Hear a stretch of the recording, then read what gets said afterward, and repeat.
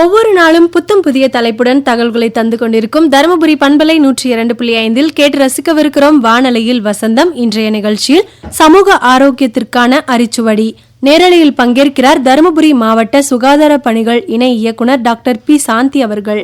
உடன் நிகழ்ச்சியை நெறிப்படுத்த இணைகிறார் நிகழ்ச்சி தலைவர் பி சின்னசாமி அவர்கள். இந்தியாவில் 1000 ஆண் குழந்தைகளுக்கு 940 பெண் குழந்தைகள் பிறக்கின்றன. பெண் குழந்தைகளுடைய எண்ணிக்கை குறைய காரணம் கர்ப்ப காலத்தில் பெண்ணினுடைய கருவில் உள்ள குழந்தை வளர்ச்சியை கண்டறியும் அல்ட்ராசவுண்ட் ஸ்கேன் மூலம் பாலினத்தை கருவிலே பெண் சிசுவை சிதைப்பது தான். கருவிலே பெண் குழந்தையை கலைக்காத பெண் குழந்தை பிறப்பை பெருமையாக கருதணும். அந்த சமுதாயத்தை உருவாக்கணும். அதுக்கு நம்ம உறுதியாக இருக்கணும். இப்போ இந்த கர்ப்பிணிகளுக்கு ஸ்கேன் மூலம் கருவில் இருக்கும் குழந்தையினுடைய ஆரோக்கியம், கருவினுடைய பாலினத்தை கண்டறிவது சட்டப்படி தடை செய்யப்பட்டிருக்கு.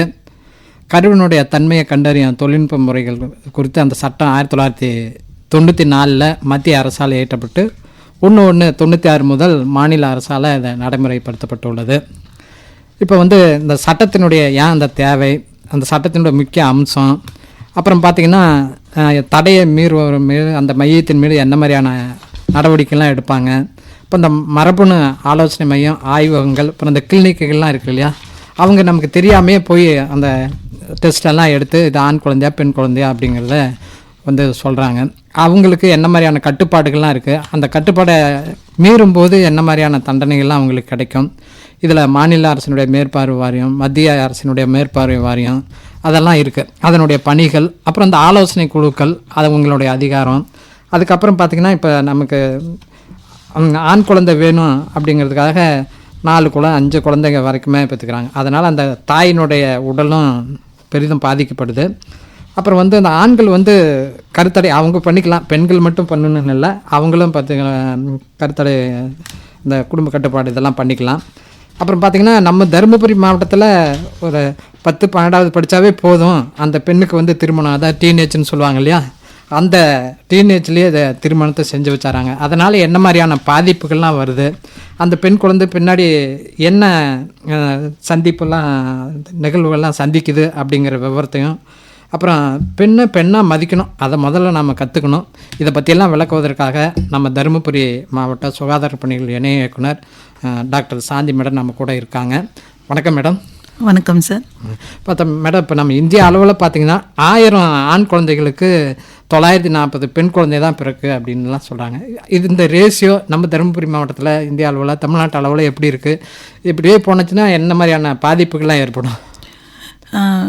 சொல்லப்போனால் இப்போது நம்ம இந்தியான்னு இல்லைங்க, உலகம் முழுவதுமே செக்ஸ் ரேஷியோ 1000னா 1000 ஆண் குழந்தை பிறந்தால் 1000 பெண் குழந்தைகள். சொல்லப்போனால் XX அப்படின்னா நமக்கு பெண் குழந்தை பிறக்கும், XYனா ஆண் குழந்தை. ஸோ இயற்கையிலே பெண் குழந்தை தான் அதிகமாக பிறக்கிறதுக்கு வாய்ப்பு இருக்குது.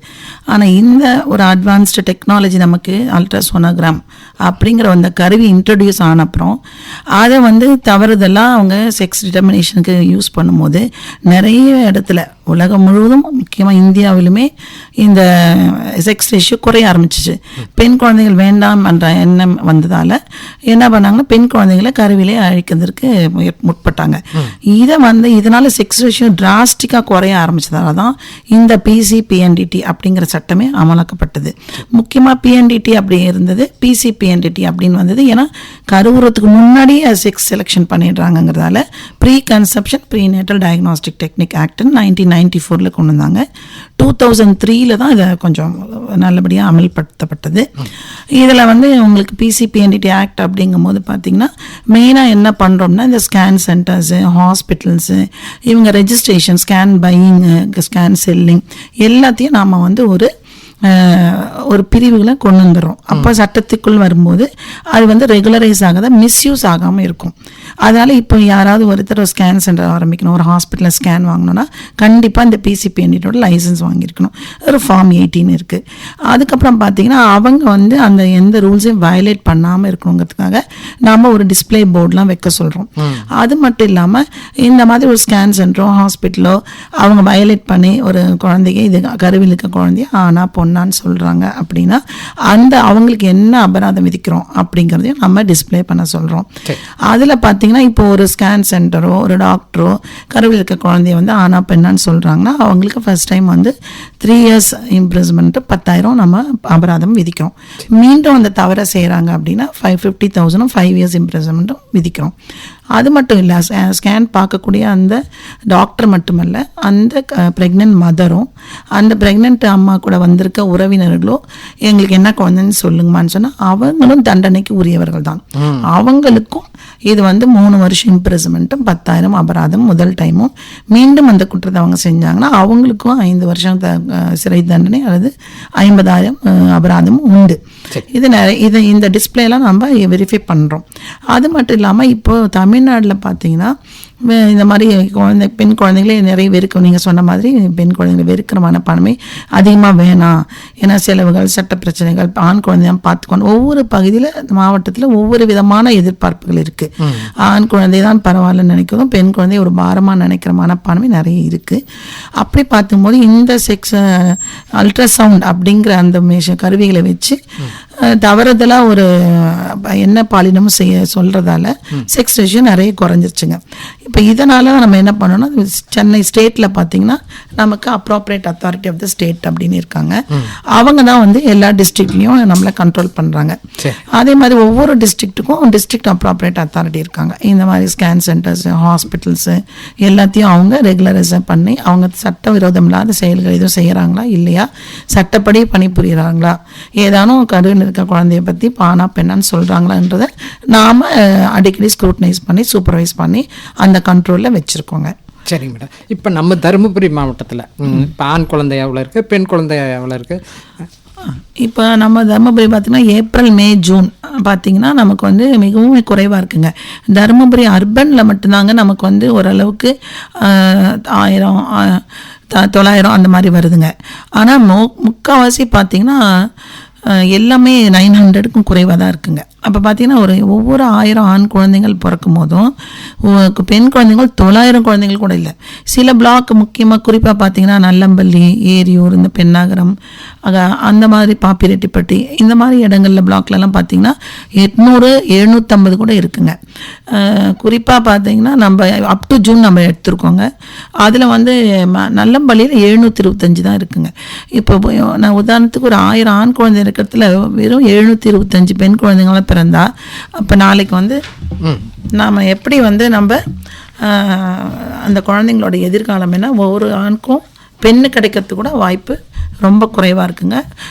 அல்லது ஒரு பெண்ணுக்கு பாலின தொந்தரவுகள் அதிகம் வரதுக்கு வாய்ப்பு இருக்குது. ஏன்னா பெண் குழந்தைங்களே இல்லை அப்படிங்கும்போது குறைவாக இருக்காங்கும் போது இந்த பிரச்சனைகள் சமுதாயம் கூடிய சீக்கிரம் இப்பயே நிறைய இடத்துல சொல்கிறாங்க, பையனுக்கு பொண்ணு கிடைக்கிறதே கஷ்டமாக இருக்குது, நாங்கள் அந்த மாவட்டத்தில் போய் பார்க்குறோம், இந்த மாவட்டத்தில் இந்த நிலைமை இப்படியே நீடிச்சா ரொம்ப கஷ்டம். தருமபுரியில் இருக்க ஆண்கள் கண்டிப்பாக இதை பற்றி கண்டிப்பாக யோசிக்கிறோம். இந்த சமயத்தில் என்னதான் நம்ம பல விழிப்புணர்வு ஏற்படுத்தினாலும் மேடம் பார்த்திங்கன்னா எனக்கு வந்து பேர் சொல்கிறதுக்கு ஒரு ஆண் பையன் தான் வேணும் அப்படிங்கிற அந்த மனப்பான்மையில் 4 குழந்தை 5 குழந்தை பெற்றுக்கிறாங்க. அதனால் அந்த பெண்ணுக்கு என்ன மாதிரியான பாதிப்புகள்லாம் வரும், அந்த குடும்பத்துக்கு என்ன பாதிப்புலாம் வரும்? குறிப்பாக நல்ல கேள்விங்கய்யா. இப்போ வந்து நம்ம தருமபுரி மாவட்டத்தில் ஹையர் ஆர்டர் பர்த்ன்னு சொல்கிறோம், HOBன்னு சொல்கிறோம். அது வந்து ரொம்ப குறைஞ்ச ஒரு 2 வருஷம் முன்னாடி 1 வருஷம் முன்னாடி முதலிடத்தில் இருந்தாங்க. அதாவது அதிகப்படியான குழந்தைகள் பெற்றுக்கொள்ளக்கூடிய பெண்கள் வந்து அதிகமாக இருந்தாங்க நம்ம மாநிலத்திலேயே. இப்போ தொடர்ந்து நம்ம மாவட்ட ஆட்சியர் அம்மாவும் நாங்கள் சுகாதாரத்துறை அதிகாரிகளும் தொடர்ந்து நம்ம பெண்களுக்கு விழிப்புணர்வு கொடுத்ததால கொஞ்சம் நம்ம ஹையர் ஆர்டர் பர்த் 4 5 பெற்றுக்கிற குழந்தை கொஞ்சம் குறைஞ்சிருக்குங்க. ஹையர் ஆர்டர் பர்த்தில் கொஞ்சம் முன்னே வந்திருக்கோம். இருந்தாலும் குறிப்பிட்டு சொல்லும் அளவுக்கு நம்ம வரல. இன்னுமே நீங்கள் சொன்ன மாதிரி 4 குழந்தை 5 குழந்தை முக்கியமாக ஆண் குழந்தை வேணுங்கிறதுக்காக அந்த பெண்கள் வந்து தொடர்ந்து பெண் குழந்தைங்களை பெற்றுக்கிற அந்த நிலைமை இருக்குது. இதனால் பார்த்திங்கன்னா நமக்கு வந்து அவங்களோட உடல் நலிவு ஆகுது. 2வது அவங்க ஹை ரிஸ்க் ப்ரெக்னன்சி அப்படிங்கிற கேட்டகரியில் வந்துடுறாங்க. மிகவும் அபாயகரமான பிரசவம். உங்களுக்கு எத்தனாவது குழந்தைமா இதுன்னு கேட்குறோம். எனக்கு 4ங்க 5 3லேருந்து 4 3 4 5ன்னு வந்தாவே அவங்கள அபாயகரமான பிரசவம். அவங்களுக்கு பிரசவ காலத்தில் அதிகமான உதரப்போக்கு வரலாம், ப்ரெஷர் அதிகமாகலாம், சுகர் டயபெட்டிக் வரலாம், ப்ளஸ் அதிகமான அபாயகமான இரட்டை குழந்தைகள் பிறக்கிறது, நீர் அதிகமாக இருக்கிறது, அந்த மாதிரி பல அபாயகமான பிரச்சனைகளை அவங்க சந்திக்க நேரிடும். அதனால தான் அவங்க அபாயகமான பிரசவ காலம் அப்படின்னு சொல்கிறோம். அதனால் இந்த ஒரு விஷயம் வந்து டேஞ்சர் அப்படின்னா அதை குறித்து நம்ம போக மாட்டோம். இப்போ அதிகமாக நம்ம ஒகேனக்கல்ல இப்போ தண்ணி நிறைய போது நம்மளை தடுக்கிறாங்க போகக்கூடாதுன்னு. அப்போ நாம் என்ன நினைக்கிறோம், அங்கே போனால் பிரச்சனை அபாயம், அதனால் போகக்கூடாதுன்னு நினைக்கிறோம். அதே போல் ஒரு அபாயகரமான பிரசவமாக அதை எதிர்கொள்ளாதீங்க. 2 குழந்தையும் எதுவாக இருந்தாலும் போதும். நம்ம மாவட்ட ஆட்சியமாக ஒவ்வொரு கருத்தரங்களும் ஒவ்வொரு மீட்டிங்லையும் சொல்கிறது, எந்த குழந்தையாக இருந்தாலும் 2 குழந்தை போதும் அப்படிங்கிறத நாங்கள் சொல்கிறது ரொம்ப மெனக்கெட்டு சொல்கிறோம். ஆனால் நிறைய பேர் அதை ஏற்றுக்கிறது இல்லை. ஏன்னா ஒரு பிடிவாதமான ஒரு போக்கு இருக்குது. அதற்கு காரணம் வந்து அவங்க உறவினர்களே. அவங்க ஒன்று அவங்க வீட்டுக்காரர் இருப்பார், எனக்கு பையன் வேணும், அல்லது மாமியார் இருப்பாங்க, அல்லது அந்த பெண்ணே இருப்பாங்க, எனக்கு பையன் வேணும், அல்லது எங்கள் வீட்டில் எங்கள் நாத்தனாருக்கு இருக்குது, என்னோட மச்சாண்டார் ஒய்ஃப்க்கு இருக்குது, கொழுந்தனார் பண்ண எனக்கு இல்லை. இந்த மாதிரி பிரச்சனைகள் தான் நம்ம வந்து கர்ப்பிணி பெண்களை கேட்கும்போது, ஏமா 3 குழந்தை பெற்றாச்சு, 4 பெண் குழந்தை ஆயிடுச்சு, இன்னும் நீங்கள் அடுத்த குடும்ப கட்டுப்பாடு பண்ணாமல் இன்னும் பையன் வேணும்னு இருக்கீங்க, என்ன விஷயம்னு கேட்கும்போது அவங்களோட கருத்து இப்படி தான் இருக்குது. எங்கள் அம்மாக்கே 3 பொண்ணு, எங்கள் அம்மாக்கே 2 பொண்ணு, நாங்கள் 2 பேர் தான், எனக்கு பையன் வேணும். இப்படி அவங்க வந்து அதை ஒரு பிடிவாதமாக இது மாதிரி சொல்கிறத கண்டிப்பாக தவிர்க்கணுங்க. ஏன்னா காலகட்டங்கள் மாறுது, பொருளாதாரம் அப்படியே பார்க்கும்போது கல்வி அறிவு, குழந்தைங்களை வளர்க்குற இது எல்லாமே பார்க்க, அந்த காலத்தில் அவங்க வந்து எதையும் பார்க்கல, அவங்க குழந்தை பெற்றுக்கிட்டாங்கன்னா அந்த வாழ்வியல் வேறு, இப்போ வேறு. அப்படி இருக்கும்போது இந்த காலகட்டத்தில் எந்த குழந்தையாக இருந்தால் 2 குழந்தை பிறந்து, சொல்லப்போனால் பெண் குழந்தைகள் தான் கண்கள், எங்கே இருந்தாலும் அவங்க தான் பெற்றோரையும் பாதுகாக்கிறாங்க. அதுதான் உண்மை, அது எல்லாருக்கும் தெரியும். பெண்கள் தான் வரப்பிரசாதம். அதை தெரியாமல் இவங்க ஏதோ ஒரு நம்பிக்கையில் அது பெரியவங்களால் திணிக்கப்பட்டது கூட இருக்கலாம். இப்போ அந்த அம்மா வந்து இந்த பொண்ணுக்கு எனக்கே 2 பொண்ணு, நீங்கள் 3 பேர் ஆகிட்டு, அவங்க நல்லா தான் இருப்பாங்க. இருந்தாலும் இவங்க என்ன பண்ணுறாங்க, எனக்கு 3 பொண்ணாச்சு, உனக்கும் பொண்ணா போச்சுன்னு அவங்க அழ ஆரம்பிக்கும் போது அந்த பெண்ணுக்கு ஆட்டோமேட்டிக்காக மனப்பான்மை மாறுது. ஓ, பையன் பிறந்தாதான் அம்மா சந்தோஷமாக இருப்பாங்க, அப்படியே அவங்களும் பையனுக்கு ஏங்க ஆரம்பிக்கிறாங்க. ஸோ இதை காலகாலமாக திணிக்கிறத கண்டிப்பாக நாம் தவிர்க்கணும். உங்களுக்கு தெரியும், தருமபுரி மாவட்ட பின்தங்கிய மாவட்டத்தில் ஒரு காலகட்டத்தில் பெண் குழந்தைங்களை கொல்லுவதெல்லாம் நடந்தது, உங்களுக்கு தெரியும். இப்போ வந்து அதுக்கு அட்வான்ஸ் ஆகிட்டாங்க. எதுக்கு பெண் குழந்தை பிறந்தப்புறம் நம்ம இது பண்ணோன்னு, கருவில் இருக்கும்போதே பார்த்துட்டா வேலை முடிஞ்சதுன்ற நினைக்கிற மனப்பான்மை இருக்குது. அது அறவே ஒழிக்கப்பட வேணுங்க. வணக்கம் நிலையத்தாருக்கும் மேடம். மேடம், நீங்க வந்து நான் டாக்டர் புவனேஸ்வரி டிடில பேசுறேன் மேடம். உங்களோட டெக்காய் ஆபரேஷன் பத்தி கேள்விப்பட்டிருக்கேன் மேடம். டெக்காய் பத்தி கேள்விப்பட்டிருக்கேன் மேடம். அதோட இம்பாக்ட் வந்து எப்படி மேடம் இருக்கு நம்ம சமூகத்தை தெரிஞ்சுக்கலாம் மேடம்? கண்டிப்பாக நீங்கள் தெரிஞ்சுக்கலாம் மேம். பார்த்திங்கன்னா தருமபுரி மாவட்டத்தில் நம்ம இது வரைக்கும் 4-5 டிகாய் ஆப்ரேஷன் பண்ணிட்டோம். முதல்ல வந்து ஃபெப்ரவரியில் நம்ம வந்து மொரப்பூர் பக்கத்தில் பண்ணோம். அடுத்து பார்த்திங்கன்னா தொப்பூரில் பரிகமில் பண்ணோம். அப்புறம் காரிமங்கலத்தில், அதுக்கப்புறம் பார்த்திங்கன்னா அந்த நெற்குந்தி அப்படின்னு பெண்ணாகரத்தில், இப்போ பார்த்திங்கன்னா பெண்ணாகரம் இந்த கர்ப்பிணி பெண்களை கூட்டிகிட்டு போய் பெரம்பலூரில் பண்ணாங்க. இப்படி தொடர்ந்து நாம் வந்து இவங்களை கண்காணிக்கிறதால நம்ம தருமபுரி மாவட்டத்தில் மட்டும் ஸ்கேன் சென்டர்லையும் ஹாஸ்பிட்டலில் பண்ணுறதை மட்டும் நாங்கள் கண்காணிக்காமல் சட்டவிரோதமாக இல்லீகலாக கும்பல் வந்து அங்கங்கே பண்ணுறாங்க. முக்கியமாக அவங்க குறி வைக்கிறது வந்து இந்த 2 பெண் குழந்தைங்க இருக்கவங்க குடும்ப கட்டுப்பாடு பண்ணாமல் இருக்க பெண்களை குறி வைக்கிறாங்க. அவங்க 3ஆவது கருத்தரிக்கும் போது இவங்க வந்து புரோக்கர்ஸ் வச்சு அந்த நம்பர்ஸ் மூலமாக அவங்க காண்டாக்ட் பண்ணிக்கிறாங்க. குறிப்பாக சொல்லப்போனால் ஒரு உதாரணத்துக்கு போகிறோமா 8 வாரம் தான் ப்ரெக்னெண்ட்டாக இருக்காங்க. அவங்க ஒரு லேடி டாக்டர்கிட்டே சொல்கிறாங்க, மேடம் எனக்கு 8 வாரம் ஆகுது, நீங்கள் வந்து ஆப்ரேஷன் பண்ணிக்குமா, ஏற்கனவே 2 பெண் குழந்தை இருக்குல்ல அப்படின்னு சொன்னால், இல்லை மேடம் நான் பார்த்துட்டு செஞ்சுக்கிறேங்க. என்னம்மா சொல்கிறீங்க அப்படின்னா, இல்லை மேடம் அதெல்லாம் நாங்கள் பார்த்துக்குவோம், நாங்கள் 14 வாரத்தில் வரோம். ஏமா ரெஜிஸ்ட்ரேஷன் பண்ணலையாம்மா, RCH ID வாங்கலையான்னு கேட்டால், இல்லை மேடம் நாங்கள் பார்த்துக்கிட்டு பையனாக தான் வச்சுக்கிறோம், பொண்ணாக தான் நாங்கள் பண்ணி. எங்கே பார்ப்பீங்கன்னா ஹாஸ்பிட்டலையோ ஸ்கேன் சென்டரையோ பார்க்க முடியாது. நம்ம தொடர்ந்து அவங்கள ஆய்வில் கண்காணிப்பில் தீவிர கண்காணிப்பில் வச்சுருக்கோம். ஆனால் இவங்க என்ன பண்ணுறாங்கன்னா சட்டவிரோதமாக சில கும்பலோட கான்டாக்ட் ஃபோன் நம்பரில் புரோக்கர் மூலமாக வச்சுக்கிறாங்க. அவங்க என்ன பண்ணுறாங்க, ஒரு குறிப்பிட்ட இடத்துக்கு வர சொல்லி 16,500 17,000 ஆகும்னு சொல்லி வர சொல்லிடுறாங்க. அங்கே போய் அவங்க என்ன பண்ணுறாங்கன்னா, இவங்க யாருனே தெரியாத ஒரு இடத்துல போய் யாரோ ஒருத்தரை வர சொல்லி இவங்க ஸ்கேன் பார்க்குறாங்க. அது ஒரு முக்கியமாக ஒதுக்குப்புறமான இடமா இருக்குது, ஒரு மாடியாக இருக்குது, ஒரு மலைப்பகுதியில் இருக்க ஒரு வீடாக இருக்குது. அவங்களுக்கு என்ன நடக்குதுன்னு தெரியல. ஆனால் இந்த ப்ரெக்னென்ட் மதர்ஸ் அவங்கள நம்பி அந்த டிரைவரை அந்த வண்டியில் கூட்டிகிட்டு போய் பண்ணுறாங்க. இதனால் பார்த்திங்கன்னா அவங்களுக்கு உண்மையாகவே என்னன்னு பண்ணவே தெரியறதில்ல. அவங்க வச்சுருக்க மெஷினும் ரெஜிஸ்டர் பண்ண மிஷின் கிடையாது, பதிவு பெற்ற மிஷின் கிடையாது. இவங்க இதில் நம்பி இவங்க போய் அவங்க ஒரு பையன் சொல்லுங்க, ரேண்டமாக ஒருத்தவங்களுக்கு 10 பேர் கூட்டிகிட்டு போகிறாங்கன்னா 2 பேருக்கு பொண்ணுங்கிறாங்க, 3 பேருக்கு பையன், 7 பேருக்கு பையங்கிறாங்க. அந்த 3 பேர் 4 பேர் பொண்ணுன்னு சொன்னோடனே அவங்க ஐயோ எங்களுக்கு எப்படியாவது அபார்ஷன் பண்ணி பண்ணிடுங்கன்றாங்க. உடனே அவங்க அதுக்கு ஒரு கான்ட்ராக்ட் ஒரு தரகர் வச்சுருக்காங்க. அவங்க மூலம் அந்த முக்கால்வாசி பார்த்தீங்கன்னா சில செவிலியர் எல்லாம் சட்டவிரோத செயலில் ஈடுபடுறாங்க, அவங்களுக்கு ரெஃபர் பண்ணிடுறாங்க. இப்போ வந்து குழந்தைகளை வந்து நிறைய பெற்றுட்டு என்ன பண்ணா வாங்கி விற்கிறாங்க இடைத்தரகர்கள் மூலியமா. அந்த செய்தியும் வந்து பெருசா அளவுல போயிட்டு இருக்கு. இந்த வாடகை சட்டம்னு சொல்லிட்டு இப்ப சென்ட்ரல் கவர்மெண்ட்ல போன வருஷம் கொண்டு வந்திருந்தாங்க. அதை பத்தின தகவல் என்னன்னு கொஞ்சம் நீங்க வாங்க வித்தா என்ன சட்ட விரோத செயல் அதுதான் கொஞ்சம் சொன்னா நல்லா இருக்கும். சரி, இப்போ மேடம் சொல்கிறாங்க. சரகசி ஆக்ட் இப்போ ரீசெண்டாக பார்த்தீங்கன்னா நமக்கு வந்து வாடகை தாய் மூலமாக குழந்தை பெற்றுக்கிறது இதெல்லாம் ரொம்ப அதிகமாக இருக்குது. அதில் வந்து பார்த்திங்கன்னா நிறைய மிஸ்யூஸ் நடக்க ஆரம்பிச்சிருச்சு. அதனால தான் அந்த சரகசி ஆக்டும் நம்ம கொண்டு வந்தாங்க. அதன் பிரகாரமும் அதுவுமே இணை இயக்குனர் அவர்கள் வந்து மாவட்டத்தில் வந்து இணை இயக்குனர் ஊரக நலப்பணிகள் அவங்க தான் அமலாக்க அதிகாரியாக இருக்காங்க. ஸ்டேட்டில் வந்து நம்ம இயக்குனர் மருத்துவம் மற்றும் ஊரக நலத்துறை அவர் தான் அமலாக்கக்கூடிய ஒரு இயக்குனராக இருக்காங்க. இதில் பார்த்தீங்கன்னா இதுக்கும் இப்போ எல்லா ஐவிஎஃப் சென்டர்ஸும் இதில் வந்து ரெஜிஸ்ட்ரேஷன் பண்ணியிருக்கணும், லைசன்ஸ் வாங்கியிருக்கணும். இதை வந்து அவங்க தீவிர கண்காணிப்பில் வைப்பாங்க. அந்த சென்டர்ஸை ரெஜிஸ்டர் பண்ணி அவங்களுக்கு சில ஃபார்ம்ஸு அந்த மதருக்கு வந்து இப்போ ஒருத்தர் வந்து உதாரணத்துக்கு எங்களுக்கு இந்த வாடகை தாய் மூலம் நாங்கள் குழந்தை பெற்றுக்கணும் அப்படின்னாங்கன்னா அவங்க வந்து என்ன பண்ணணும் அப்படின்னா மெடிக்கல் காலேஜில் போய் அந்த இந்த மதர்னால குழந்தை பெற்றுக்கொள்ள இயலாது அப்படிங்கிற அவங்க ஒரு டீம் முன்னாடி குழு முன்னாடி மருத்துவ பரிசோதனைக்கு உட்பட்டு அந்த அவங்களோட பரிசோதனைலாம் கொடுத்து சான்றிதழ் கொடுத்து அந்த சான்றிதழ் வாங்கிட்டு வந்து போர்டுக்கு வரணுங்க. அதுக்கு பிரகாரம் அதுக்கப்புறம் அவங்களோட அந்த வாடகை தாயாக இருக்க போகிறவங்கள ரிலேஷனாக அவங்களுக்கு வில்லிங்னஸ் இருக்கா, அவங்களுக்கு இவங்களுக்கு என்ன உறவு, இதையெல்லாம் நாங்கள் விசாரித்து அந்த குழு மேலே உட்படுத்தப்பட்டு அவங்க வந்து ஒரு சர்டிஃபிகேட் கொடுப்போம், அவங்களுக்கு கன்சென்ட் கொடுப்போம். அதுக்கப்புறம் இதோ எடுத்து தான் அவங்க வந்து அந்த ஐவிஎஃப் சென்டருக்கு போய் அவங்க செய்ய முடியும். ஒரு பணத்துக்காகவோ விலை போகிறதுக்காகவோ எப்படி நம்ம வந்து எப்படி உறுப்பு தானத்தில் கூட கிட்னி எல்லாம் வந்து பார்த்திங்கன்னா விலைக்கு விற்ற நேரம்லாம் இருந்தது. இப்போ அதையும் நம்ம சட்டத்தின் கீழ் கொண்டு வந்துட்டோம். அதனால் யாருக்கு வேணுமோ அவங்க ப்ராப்பரான பர்சனான்னு பார்த்து தான் செய்கிறோம்.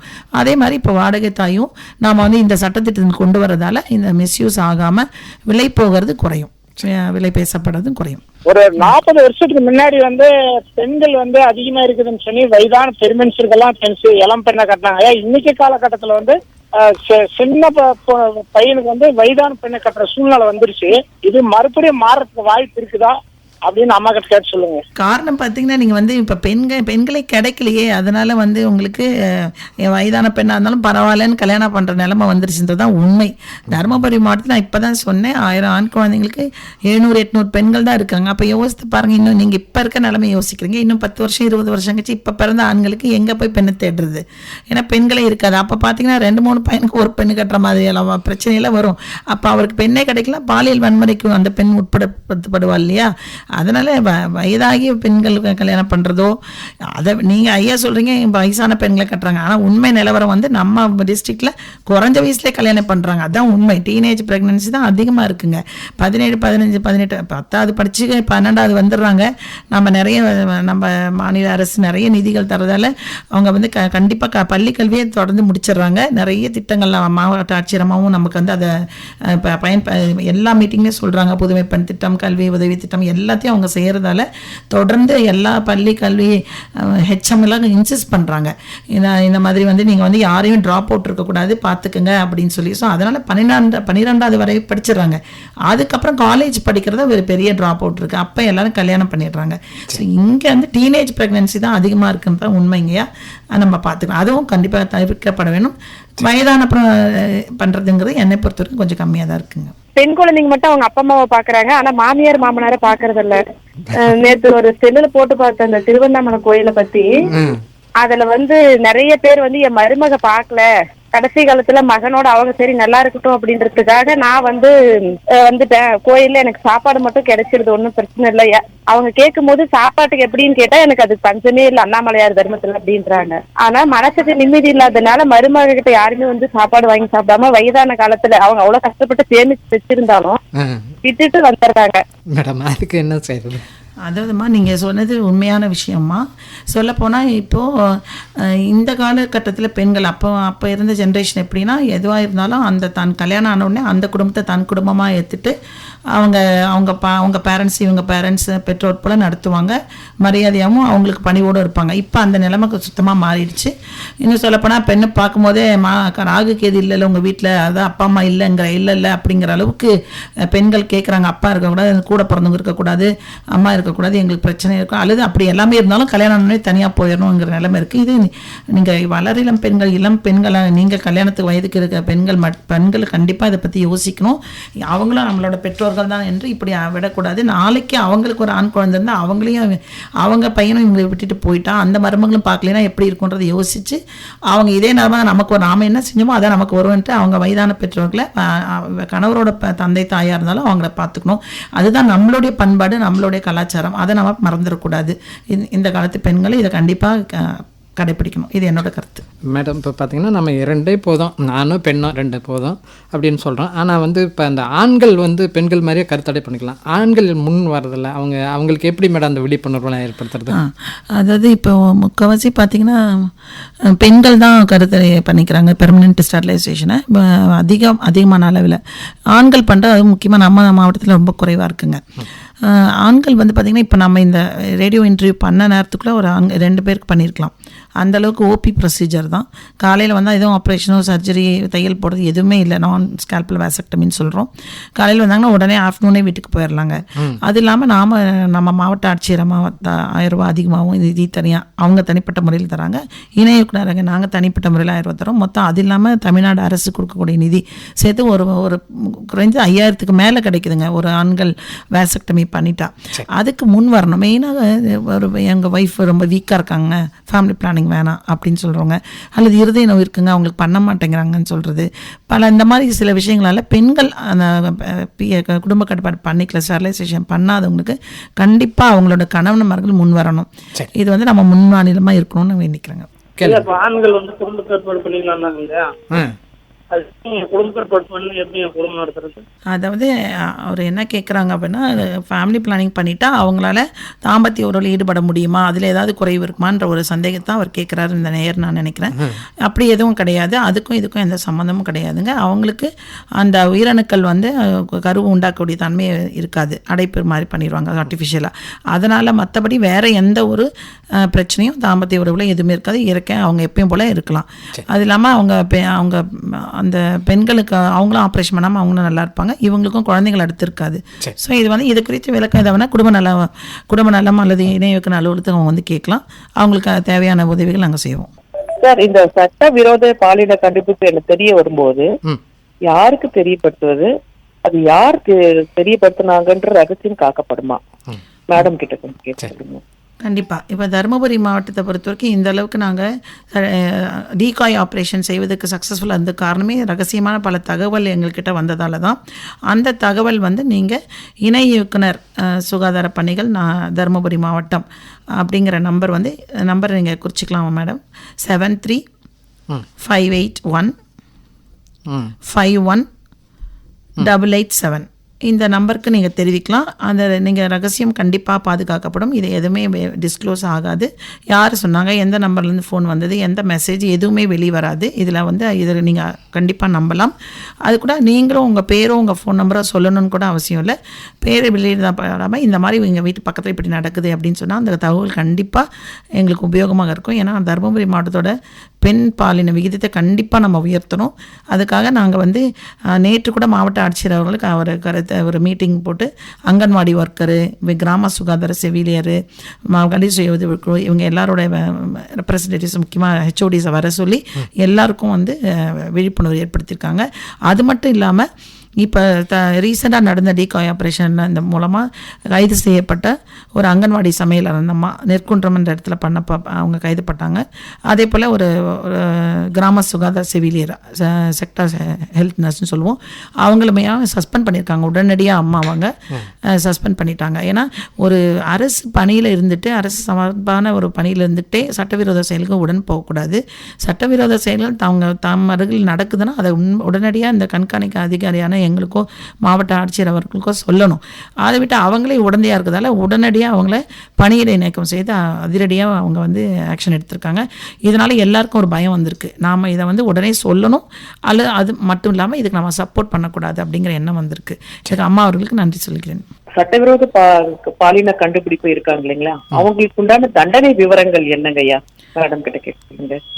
இப்போ இது நல்ல கேள்விமா. ஏன்னா இப்போ நாம் வந்து கொஞ்சம் ரிஸ்க் எடுத்து எல்லா ரகசிய தகவல் மூலம் அவங்கள ட்ரேஸ் அவுட் பண்ணி அவங்கள பிடிக்கும் போது இந்த நெட்வொர்க் பார்த்திங்கன்னா ஒரு தொடர்ந்து வந்து சிறையில் வைக்கப்படுறாங்க, அரெஸ்ட் பண்ணுறாங்க, ஆனால் பெயிலில் வந்துடுறாங்க. மீண்டும் தொடர்ந்து அந்த சட்டவிரோத செயலில் உடன்படுறாங்க. இப்போ குறிப்பாக பார்த்திங்கன்னா இப்போ நாங்கள் தருமபுரி மாவட்டத்து கர்ப்பிணி பெண்களை காரில் கூட்டிகிட்டு போய் பெரம்பலூரில் வச்சு ஸ்கேன் பண்ணப்போ முருகன்றவர் ஒருத்தர் அங்கே பிடிச்சோம். அந்த அரியலூர் இணை இயக்குனரும் நானும் சேர்ந்து அவங்களுக்கு மருவத்தூர்ன்ற போலீஸ் ஸ்டேஷனில் எஃப்ஐஆர் கொடுத்துருக்கோம்.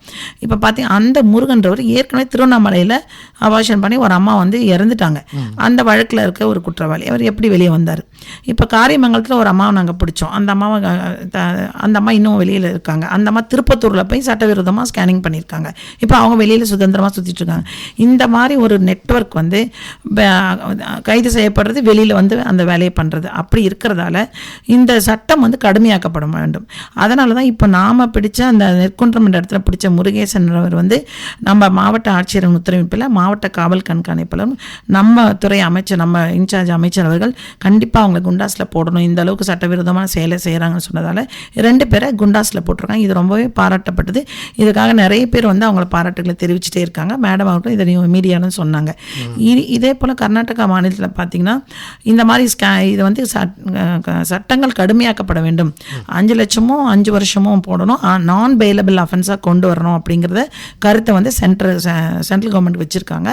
நம்ம மாநிலத்திலையும் இது குறித்த பரிசீலனை நடந்துட்டுருக்குங்க. இப்போ இந்த பாலின கண்டுபிடிப்புக்கு வந்து பொறுத்து பொதுமக்களுக்கு உங்களுடைய அறிவுரை என்னம்மா? ஃபியூச்சர்ல இதனால என்ன பாதிப்பு வரும் அப்படின்றதுனால மக்களுக்கு உண்டான அறிவுரை என்னன்னு சொல்லுங்கம்மா. மக்கள் முதல்ல இந்த சட்டவிரோதமாக பண்ணுற அந்த கும்பல் கிட்ட போகக்கூடாது. மக்கள் வந்து எனக்கு வயிற்றில் என்ன குழந்தை இருக்குது அப்படின்னு தெரிஞ்சுக்கிறத கண்டிப்பாக நம்ம இந்தியா நாட்டிலையும் நம்ம தமிழ்நாட்டிலையும் இது தடை செய்யப்பட்டிருக்கிறதால அதுக்குரிய விழிப்புணர்வு கண்டிப்பாக இருக்கணும். நாம் கேட்டாவே அது குற்றம், அதனால் நம்ம கேட்கக்கூடாது அப்படிங்கிறது கண்டிப்பாக எல்லார் மனசுலையும் பதியணும். எந்த குழந்தையாக இருந்தாலும் அந்த குழந்தைய நம்ம பெற்றுக்கணும். அது நம்ம குழந்தை, அது எதுவாக இருந்தாலும் பரவாயில்ல, அதை பற்றி பிரச்சனை இல்லை. 2 பையனாக இருந்தாலும் சரி, 2 பொண்ணாக இருந்தாலும் சரி, ஒரு பையன் ஒரு பொண்ணு இருந்தாலும் சரி, அதை பிரச்சனை. என் வயிற்றில் வரலும் கரு, அதை நான் என்ன குழந்தை தெரிஞ்சுக்கிறது நம்ம நாட்டில் தடை செய்யப்பட்டிருக்கு, அதுக்கான சட்டம் இயற்றப்பட்டிருக்கு. அதை நான் மதிப்பேன். சட்டவிரோதமாக அதை தெரிஞ்சுக்கணும்னு நான் நினைக்க மாட்டேன். எந்த ஒரு ஸ்கேன் சென்டர்லையோ எந்த ஒரு ஹாஸ்பிட்டலையோ சொந்தக்காரங்களோ யாராக இருந்தாலும் நாம் போய் முன்னே அதெல்லாம் எங்களுக்கு சொல்லாதீங்க மேடம், எங்களுக்கு வேண்டாம், நான் கேட்க மாட்டேன், நீங்கள் சொல்லவும் வேண்டாம், நான் கேட்கவும் மாட்டேன் அப்படிங்கிற ஒரு எண்ணம் வலுவாக வரணும். முக்கியமாக தருமபுரி மாவட்டத்தில் இந்த மாதிரி ஏமாறக்கூடாது. ஒரு சட்டவிரோத கும்பல் புரோக்கரை வச்சுட்டு அவங்களுக்கு 16,500 20,000 வாங்கிட்டு அவங்க ஏதோ ஒன்று சொல்கிறாங்க, அதை நம்பி அவங்க போய் அபார்ஷனம் பண்ணிடுறாங்க. இதில் ஒரு கம்ப்ளைண்ட் எங்களுக்கு வந்திருக்கு, நாங்கள் போய் பண்ணம்மா, எனக்கு பையம்மா, எனக்கு பொண்ணுன்னு சொல்லி பண்ணிட்டாங்கம்மா, எனக்கு எப்படியாச்சும் காப்பாற்றுங்கம்மா, அவங்கள கைது செய்யுங்கம்மான்றாங்க. என்ன பண்ண முடியும்? இவங்களை யார் போக சொன்னது? முதல் குற்றம் நாம் போகிறது தான். சட்டவிரோதமாக அது தெரிஞ்சுக்க கூடாதுன்னு ஒரு சட்டம் இருக்கும்போது அதை நோக்கி பொதுமக்கள் கண்டிப்பாக போகக்கூடாது.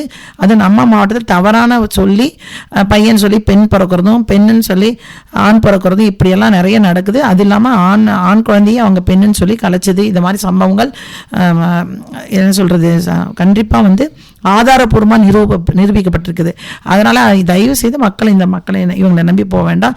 அப்படி இருந்தால் மட்டும்தான் தருமபுரி மாவட்டத்தில் நாளைக்கு ஆண்களுக்கு பெண்கள் கிடைக்கும், இல்லைன்னா பாலியல் வன்முறை அதிகரிக்கும். சின்ன குழந்தையிலே கல்யாணம் பண்ணிடுவாங்க, பொண்ணு கிடைக்க மாட்டேங்குது. இந்த டீனேஜ் ப்ரெக்னன்சியை நம்ம குறைக்கவே முடியாது. பொண்ணு கிடைச்சா போதும்னா அந்த வயசு அதிகமான தாய் மாமனோ அவருக்கு பொண்ணே கிடைக்கலாம், இந்த பொண்ணு அண்ணன் பொண்ணோ தங்கச்சி பொண்ணையோ உடனே வந்து அவங்க சின்ன வயசுலேயே கல்யாணம் பண்ணக்கூடிய இந்த டீனேஜ் ப்ரெக்னன்சி அதிகமாகும். பாலியல் வன்முறையும் அதிகரிக்கும். அதனால் சமுதாயத்தை பற்றி ஒரு நல்ல எண்ணம் இருக்கவங்க யாருமே தன் வயிற்றில் வளரக்கூடிய குழந்தை எதுவாக இருந்தாலும் இறைவன் கொடுத்த இயற்கை கொடுத்த பரிசு, அது தன் குழந்தைன்னு அதை பாதுகாக்கணும். அது என்ன குழந்தைன்னு தெரிவிக்கக்கூடாது. சட்டங்களை மதிக்க வேண்டும்னு, சட்டவிரோத செயல்கள் நடந்தால் அதை குறித்த தகவலை குறித்து அது ஆக்ஷன் கடுமையான நடவடிக்கை எடுப்பதுக்கு உதவணும்னு கேட்டுக்கொள்கிறேன் இந்த சமயத்தில். அதாவது கருவிலே வந்து பெண் குழந்தையா அப்படிங்கிறத பார்க்காம அது கலைக்காமல் இருக்கணும். பெண் குழந்தை பிறப்பை வந்து பெருமையாக நம்ம எல்லாருமே கருதணும். சமுதாயத்தை உருவாக்குறதுக்கு நம்ம அனைவருமே உறுதியாக இருக்கணும் அப்படிங்கிறது தான் நம்மளுடைய நோக்கம். அதுக்கு வந்து நம்ம மாவட்ட நிர்வாகம் முயற்சி செஞ்சு இதெல்லாம் தடுத்துட்டு வருது. அதுக்கு வந்து எல்லாருமே ஒத்துழைப்பு கொடுக்கணும். பொதுமக்களாக இருக்கட்டும், மற்றவங்களாக இருக்கட்டும், எல்லாருமே ஒத்துழைப்பு கொடுக்கணும். இப்போ இது சம்மந்தமான தகவலை வந்து நீங்கள் சொன்னீங்கன்னா அவங்களுக்கு வந்து ரகசியமாக பாதுகாத்துக்குவாங்க. நீங்கள் தொடர்பு கொள்ளணுன்னா அந்த எண்ணை வந்து சொல்கிறேன். 73 58 15 18 87 இந்த எண்ணில் சொன்னீங்க அப்படின்னா அதை வந்து மாவட்ட நிர்வாகம் அதை தடுப்பாங்க. அதுக்கான நடவடிக்கையும் எடுப்பாங்க. இது வந்து சட்டப்படி குற்றம். கருவிலே ஆனா பெண்ணா அப்படிங்கிறது பார்க்குறது குற்றம். இதை வந்து பெற்றோர்களும் அதுக்கு மாமனார் மாமியாரும் இதுக்கு வந்து அவங்களுக்கு உறுதுணையாக இருக்கக்கூடாது அப்படிங்கிறது தான் நம்மளுடைய நோக்கம். உங்கள் பொண்ணான நேரத்தையும் ஒதுக்கி நல்ல பல தகவலை வந்து இங்கே வந்து சொன்னீங்க மேடம். மீண்டும் சந்திப்போம். நன்றி. நன்றிங்க. வணக்கம்.